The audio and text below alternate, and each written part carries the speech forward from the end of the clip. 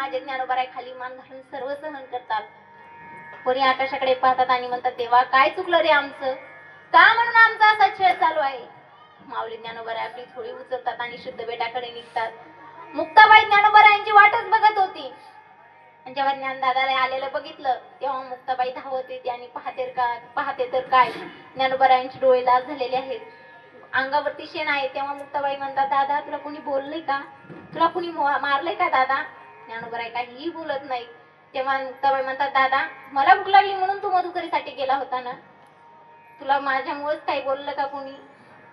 अरे दादा ही मुक्ताई सांगते, तुला जर लोक बोलत असतील ना तर मला भूक लागली तर मी आजनवृक्षाचे पानं खाईन, मला जर तहान लागली ना तर इंद्रायणीचं पाणी पिईल दादा, पण तुला मधुकरीसाठी जाऊ देणार नाही. सांग ना दादा काय झालं. पण ज्ञानोबा काहीही बोलत नाही. मुक्ताबाईच म्हणतात दादा थांबा मी तुझ्यासाठी पाणी घेऊन येते. आणि पाणी आणण्यासाठी जातात तर माय बाप्पांनो ज्ञानोबा आपल्या पर्णकुटीमध्ये जातात. जनाबाई आपल्या मुक्ताबाई खूप त्यांची शोधाशोध करतात पण त्यांना काही ज्ञानोबा दिसत नाही. तेव्हा मुक्ताबाई आपल्या ज्ञानोबा यांना पर्णकुटीमध्ये पाहतात, डोकून पाहतात तर ज्ञानोबा आपले समाधी अवस्था लावून बसलेले. आणि समाधी लावणार एवढ्यातच मुक्ताबाई म्हणते अरे दादा थांब, अरे तू कोणाचं वाईट मानून घेतो, या मूर्ख लोकांचं. अरे वाईट त्याचं मानून घेत असतात ज्यांना अक्कल असते. अरे बोलून चालून हे मूर्ख लोक यांचं काय वाईट मानून घ्यायचं. अरे दादा तू याचा विचार कर की तुझा जन्म कशासाठी झाला आहे आणि तुला काय करायचं आहे. संतांचा जन्म कशासाठी होतो आणि संतांना काय करायचं असतं. जगाच्या कल्याण संतांच्या विभूती देह कष्ट बुडत है जाना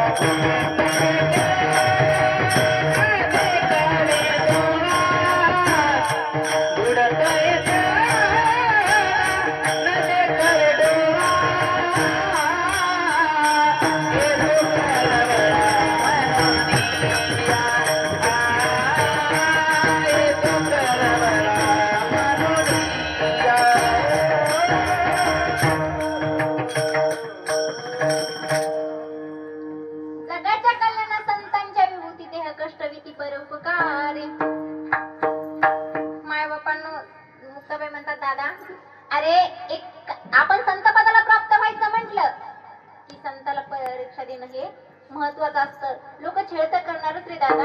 हिऱ्याची परीक्षा इकत लागल्याशिवाय कळत नसते. शिरविराची परीक्षा हिरानंगावरती गेल्याशिवाय कळत नसते. एखादा शूरवीर जर घरीच बसून म्हणाला मी शूरवीर तर तो शूरवीर होईल का हो, होईल का. एक दृष्टांत सांगत्या. नवरा बायकोचं जोडपं असतं. त्याच्यातला जो नवरा होता ना तो आपली भिंतीवरची तलवार काढायचा आणि त्याच्या बायकोच्या पुढे जाऊन म्हणायचा तुला माहिती का मी किती शूरवीर आहे, तुला माहिती का मी किती शूरवीर आहे. बिचारी 2-3 वर्ष सारखं ऐकून घेते त्याचं किती शूरवीर आहे किती शूरवीर.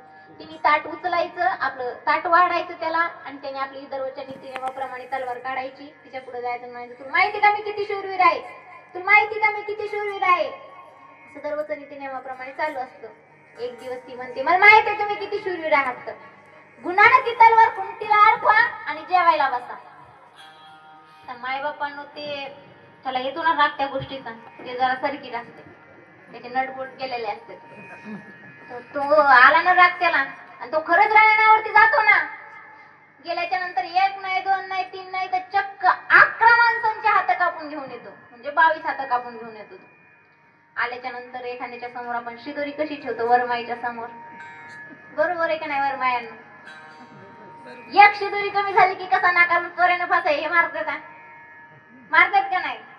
तसं तो काय करतो आणतो आणि हात त्याच्या बायकोच्या समोर ठेवतो. ठेवल्याच्या नंतर ती म्हणते हे काय, तो म्हणतो तू म्हणली होती ना मी शूरवीर नाही म्हणून, बघ मी 22 माणसांचे हात कापून घेऊन 11 माणसांचे हात कापून घेऊन आलो. तेव्हा ती म्हणती माझ्यासारखीच हुशार असते. ती म्हणते अहो 11 माणसांचे हात कापून घेऊन येण्यापेक्षा एका माणसाचं शिर कापून घेऊन आले असते तर काय बिघडलं असतं. तेव्हा तो म्हणतो अरे मी शिरच कापून घेऊन येणार होतो, पण तिथं गेल्याच्या नंतर शिर आधीच कोणीतरी घेऊन गेलं होतं आणि माझ्यासाठी फक्त हातात उरले होते म्हणून मी हात घेऊन आलो. विठाल